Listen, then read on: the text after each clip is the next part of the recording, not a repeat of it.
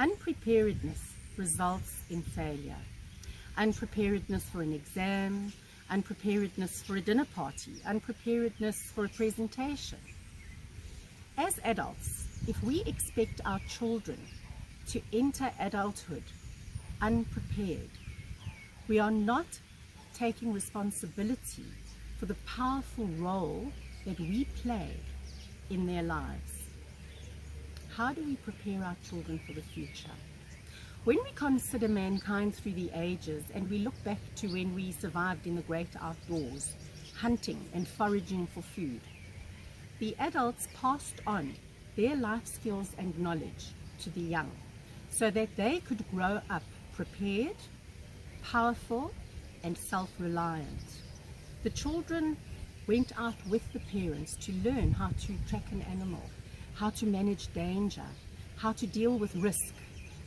And unfortunately, the parent who felt that it was their duty to fully provide for their child, who went out and found the food and came back and fed their child, who sat lazy under a tree, created a situation where that child became a weakling.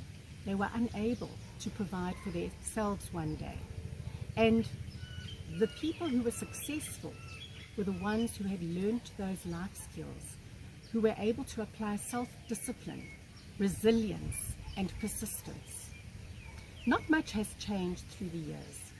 Nowadays we don't need to hunt for our food, but we still need to provide for ourselves and our families. We need to manage risk. We need to deal with dangers and challenges. We need to have persistence and self-discipline. And unfortunately, our children don't learn these skills automatically. Parents nowadays have many time constraints. There isn't a lot of time to allocate to spending time with children and developing these vital skills. This is often passed on to the school, and the educators don't have the time because they are chasing educational outcomes that have to be met. And so the responsibility is passed back and forth. And the children are now raising themselves extensively influenced by the media and their peers, unfortunately quite unsuccessfully.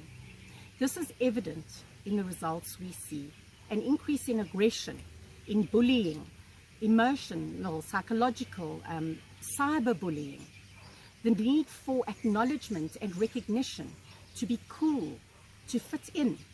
And unfortunately, those who don't fit in are outcasts.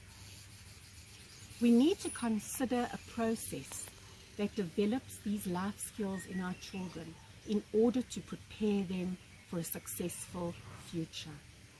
Having a 1-hour talk in an assembly or grounding a teenager for a week is not the solution. We have to reach to the core of thinking patterns, acquired processes that these children are learning, and we need to take them through a developmental process where they can acquire these skills.